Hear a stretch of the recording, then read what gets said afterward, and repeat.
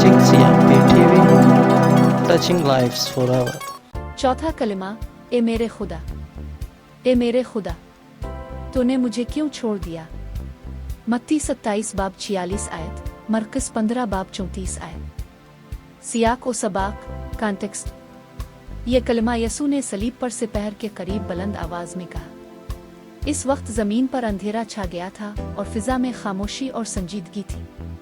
ये अल्फाज ज़बूर 22 से माखूज हैं, एक नबवती ज़बूर जो यसू की सलीबी अजियत की अक्कासी करता है। रूहानी मफहूम, स्पिरिचुअल मीनिंग, इंसानी दुख का मुकम्मल तजर्बा। यसू ने तन्हाई, दर्द और खुदा से दूरी की इंतहा को महसूस किया ताकि वो हर इस शख्स का दर्द समझ सकें जो खुद को तन्हा महसूस करता है। गुनाह का बोझ। इस लम्हे यसू ने दुनिया के गुनाहों का बोझ उठाया और गुनाह खुदा से जुदाई पैदा करता है। जो गुनाह से वाकिफ न था, इसे खुदा ने हमारे लिए गुनाह ठहराया। दूसरा करनथियों 5 बाब 21 आयत। नबुवत की तकमील। ये अल्फाज ज़बूर 22 की एक आयत की तकमील है जो सैकड़ों साल पहले लिखे गए थे। ये हमें दिखाता है कि यसू की सलीबी मौत पहले से तयशुदा नजात का मंसूबा थी।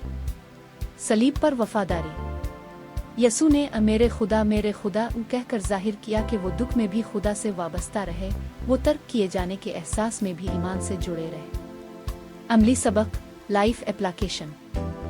दुख और तन्हाई में खुदा से फरियाद करना ईमान की अलामत है। जब हम खुद को छोड़ा हुआ महसूस करें तो याद रखें यसू ने भी वही दर्द झेला है। हमारे गुनाह के बाइस यसू को तर्क किया गया ताकि हम कभी तर्क ना हो। खुदा का खामोश होना इसकी गैर मौजूदगी नहीं, वो हमारे दुख में मौजूद होता है। आमीन। खुदावंद आपको बरकत दे।